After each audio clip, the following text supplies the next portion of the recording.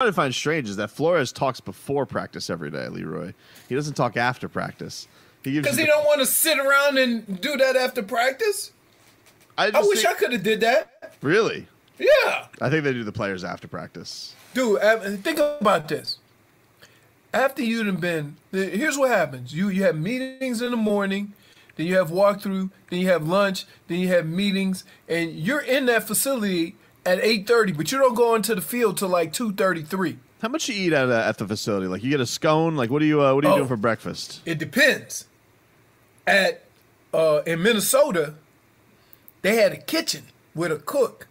Oh. And in the morning, you come up through there, breakfast sandwiches.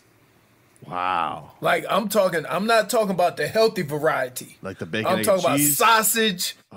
sausage, bacon and cheese, grits, oatmeal, the whole thing. So when I first got to Minnesota, it was cold. You eating those little bacon, egg, and cheese sandwiches. Yeah. I had to stop that. Yeah, you put on that hibernation weight. Yep. In Cleveland, not so much. Like they might have like a little something for lunch. But for the most part, nah. But Minnesota, spread for breakfast and lunch. Well, yesterday there was a report from NFL Network, which is not surprising, but it says that Brian Flores is expected to go with Ryan Fitzpatrick as a starting quarterback, though the competition isn't closed. Brian Flores did give his assessment of Tua Tagovailoa's first couple days of practice. Mind you, this was speaking before yesterday, and this is what he has said so far of what he's seen from his first-round pick. Obviously, he's coming off the hip. I think he's looked good thus far from that standpoint physically. And, if guys can go and they're feeling good, then, we revisit it really on a daily basis. So, again, case by case. As far as how he's looked the first 2 days, some good, some bad, a lot to improve upon. Some good throws, some good decisions, some, throws that aren't so good, some not so good decisions. So, Tua, like all the quarterbacks, we really could probably say the same thing for all of them. And obviously we're evaluating all the quarterbacks and all the players on the roster.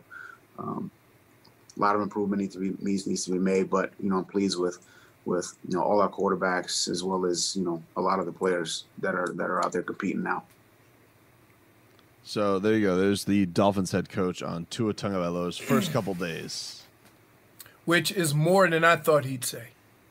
He basically said black, white. This is what he said. He said black, white, light, dark, high, low. Thank you. He's like, he just said some good throws, some bad throws. Certain things he's picking up, some things he's not there yet. I'm glad. You know what though? I respect the Flores. That's why I like the guy. I go to Flo's restaurant. Just give me more. He goes, who's that Tobin again? He asked for the Tua special. Send him some bread. Send him something to munch on. Right. Nothing that's really that's nothing. Nothing that's indicative of the menu. Just send him some bread to munch on. If you listen to that and you were expecting to hear something, first of all, it's been 2 days of practice. You're talking about a guy that has practiced twice in about, 10 months? Yep. Right. What do you like? First of all, he's not going to be named the starting quarterback after 2 practices, his first 2 in NFL, with no preseason games. There is no way in hell you can name him the starter. You can't. Well, it doesn't even seem like they're going in that direction. Like, wasn't he working on snaps the other day with Dieter, Robbie? Right. That's fine. Yeah, just go work on snaps. Right. That's fine. And it's not. Don't think anything of it. Like the fact that I can't think of how many arguments we got into with you just saying, let's just run with the young fella. I'd still like to see what he's got.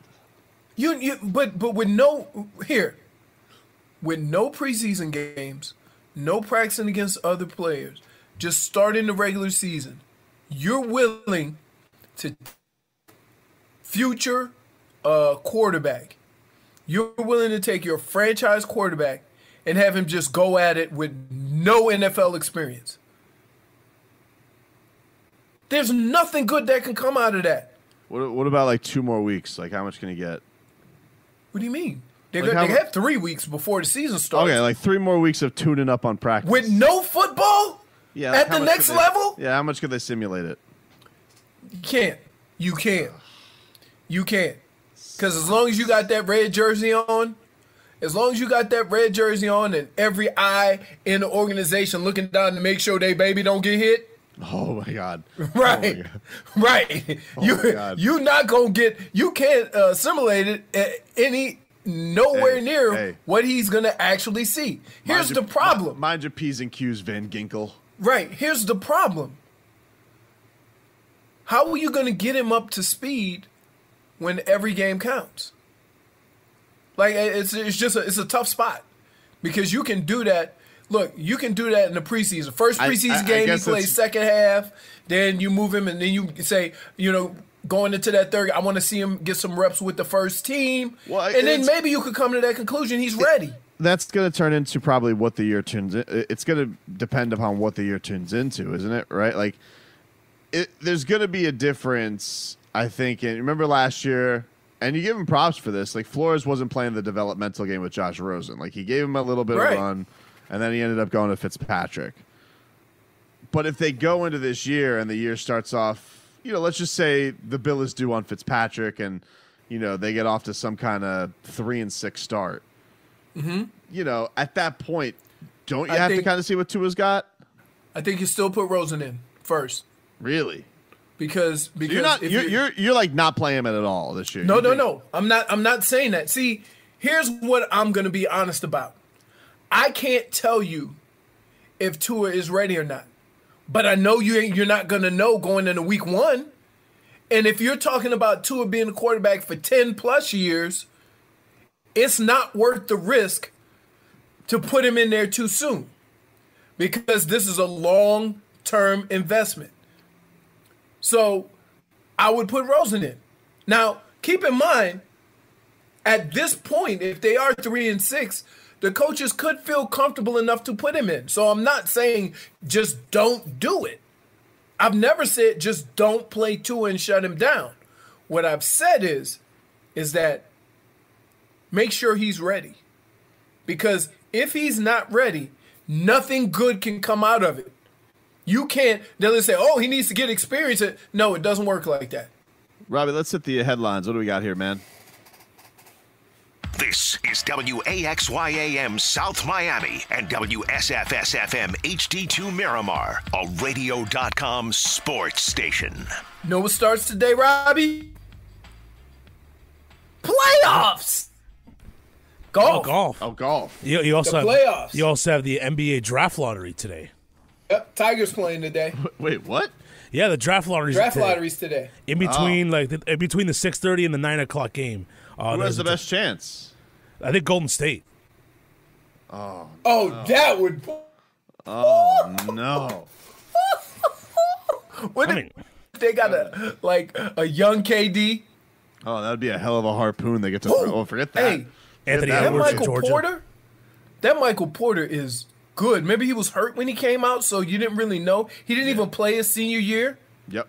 That dude is good. You got Ball, another Ball kid. Hello, LaMelo. Well, this is going to be one of those things where who's second most? It's got to be the Knicks, right? I think it's the Timberwolves. You know what? No, it's Cleveland. It's Cleveland. Jesus, no good options. I don't want any of these teams to get the first pick. Yeah, Cleveland most likely to F it up though, so yeah, that's their move. Anyway, all right. That's later on. That's later on today. We can't waste any more time, guys. We got to get to this. Oh yeah, of course. Yes! It's time for a segment we blatantly stole from. It's time for Stock Up or Stock Down. Oh, good. I got my Finn Street Journal here out, Robbie. What do we got? All right, Stock Up. Mike Gesicki. He had an amazing catch over the new safety, Clayton Fetchadelum, who was draped all over him. And Wow. Gesicki still made the leaping catch. Tough for Well, Gesicki. with the conversation we had, isn't it more important who made the throw? Fitzpatrick. Okay. He threaded the needle on the pass, and Gesicki went in the air to bring down the 20-yard catch. Wow. It says Gesicki typically struggles getting off the line of scrimmage quickly, but that wasn't an issue on this play, which is clearly designed for him.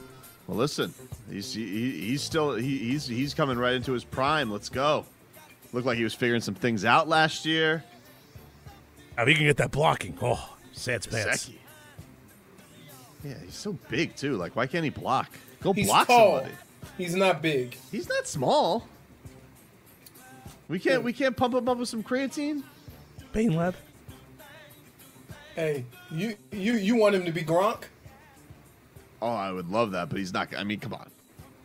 He's not big enough. I'd take Travis Kelce. Oh, I'd settle for Travis Kelce. I'd settle for Travis Kelce. Travis Kelce is an athletic Gronk. Yeah, just have him be George Kittle. That would be amazing if he was George Kittle. Hey, get him as big as those guys. Oh my goodness! Like, keep in mind, like, I don't know how well Gronk runs. He's just, a monster. Monster. But the other two guys can actually run, and Kittles, and what's his name from Kansas City? They can run. So Gesicki can run. What about? But he doesn't Rudolph? have that size. Give me Rudolph. Kyle Rudolph. I'd sell for Kyle Rudolph, right? Settle for Rudolph. Old school Gates. I gotta be honest with you. I'd settle if he. I mean, Jimmy Graham couldn't block a lick, but prime Jimmy Graham, that guy was good. Well, Jimmy Graham was basically a wide receiver. He was a power forward. Yeah. That's so crazy to me. Like, you remember him playing basketball for the U? I do remember that. He played 4 years. It was wild. Just a rebounder. So somebody said Gesicki is an ex-basketball player too. Oh yeah, he could do some athletic stuff. Just slower than the other guys. I don't know if he is slower. I don't know, but he's not quick. He can't get off the line of scrimmage. That's a sign of lack of quickness. But he could do the cool jumps. Yeah, absolutely. Because that was the thing when he came out. Everybody was like, "Oh, look at this! This is a Gesicki flipping over a grizzly bear." I was like, "Whoa, cool." All right, so who else's stock was up? All Robbie? right, Shaq Lawson, defensive end. Oh, newbie. Yeah, he had a would-be sack, and he is actually giving first-round pick Austin Jackson a tutorial every day in practice, teaching the rookie some new A things. tutorial. Yeah. Tutorial. All right. Now, like, you guys are gonna have me clock out if we keep using analogies like this. What? Tutorial. Giving him a tutorial. You know what that is? That's like They he's play two different positions. teaching him the moves. Clearly, he's not because he ain't blocking them. Well, listen, you got to. How are you going to teach him unless you show him?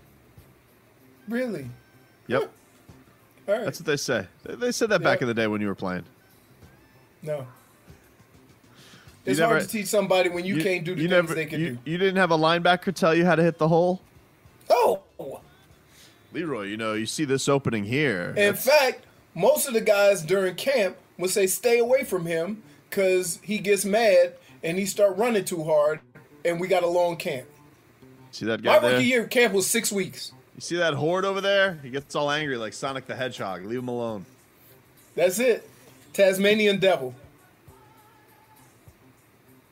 Sometimes right. I just drop the ball. Who else's stock is up or down? Still on the stock up, Jesse Davis. Ooh, all right. Old vet on the line. I mean, like Leroy, you said that's the most important position. We said we established the entire offensive line would get the ass pass if they ever got in trouble because their offensive line. But he has been solid and steady since camp opened. He's not winning every snap, but he probably has the highest percentage of wins among the offensive line. Where are they Isn't playing? he a veteran? He's been around for a few years. That's what they do. Okay? Like sometimes when you've been doing your job long enough, he's not gonna watch his athletic, but he's gonna be a pro's pro. He's gonna be where he's supposed to do. His technique's gonna be good, and he's gonna be one of those guys that kind of solidifies the line even though he may not have the most talent on the offensive line. That's what I expect from him. Where's Jesse Davis playing? Is he playing right tackle? He's going to be right tackle or right guard, but I think he'll be right tackle. All right. So right side of the ball, right? Yeah, you'll probably have Hunt at right guard and then Karras at center. Well, I think they've been playing Kinley. I think Kinley's been getting the run at right guard right now. Ooh. Yeah. They'll figure it out. There'll be a whole. Usually, when you have these preseason games, you have a nice little rotation where you work a few groups together, right? Like who works? It's kind of like playing offensive line is kind of like the pick and roll. You know, some two players do the pick and roll excellent. Some two players need to work on it. Some players don't set the pick right. That's what like playing guard and tackle on each side of the ball is. You got to learn how to work with that guy. You got to learn how close you need to be when you block the stunts and stuff like that. You need to know, how the guards are going to play block with the center. When can you come off a guy on run? Like there's a lot of little nuances to that where the only thing that helps with that is repetition. So we'll see. All right. Stock What else down? we got, Robbie? Stock down. For the second day in a row, Michael Dieter Oh, no. continued to have erratic snaps. Listen. Hey, how long has he been playing center? I mean, I'm sure he did some time at center at Wisconsin. Really, you think? Yeah, he bounced all over the line at Wisconsin. All right. They try and make you a fat Swiss Army knife at Wisconsin. They also did, a lot of shotgun, right? Well, no, Wisconsin, they're more like, under center. Wisconsin's power. Bruising. Shotgun. All right. They shotgun beers. I don't know. They I run. mean, they're nothing this year because, Big Ten. Scared. Really? Am I still reading about these secret meetings that are going on between the Big Ten? Well, Are they gonna have like a renegade football league? No. Well, no, I heard about that, but I think the governor of Michigan shut it down. Like they were going to have like a Michigan, Ohio State, Penn State, Michigan State. Like they were all on board for this. But I like the idea of like of Harbaugh and Day having a meeting under like in some basement. Be like, it's like it's like I don't like you either, but we'll be friends here. No, it's like I'm still amazed by this. And when they get ready for war, they go and have like a meeting. And what would you like? I want you to surrender. And they go, coin toss. yeah, I'm not surrendering. He says, well, everybody dies. Goodbye. And they just go like take their horses and go back and get ready. One more stock down. Nick Needham. Oh no! He appears to be an afterthought on the Dolphins' defense. He's seemingly behind Noah Igbenogany and Jamal Perry in the pecking order of cornerbacks vying for prominent roles. Yeah, they're letting Igbenogany. I guess he's getting the start on the other corner with Xavier Howard out, and he's looked pretty good apparently. Maybe they're just giving him that work too. Yeah, give him that So work. keep in mind, you got to do these things on the run. So sometimes you got to get these young guys up to speed by just throwing them in with the first group and letting them go against the best talent on offense. So there's a method to this madness. You see what I mean? You can't just keep putting guys that you want to develop and see what they have. You can't just keep having them go against the second team offense, right? Sometimes you got to move them up. It doesn't mean that their position on the team is moved up. It just means that you got to get them ready and they have to compete against the best. That's it. Relax, everybody. Relax. I like just riding the wave, like the Marlins do, riding the wave. There's no wave though. You have to be creative in how you get your young guys ready. Been a tidal wave for the Marlins lately. Oh, woo. It's low tide. Low tide, daddy. Back after this.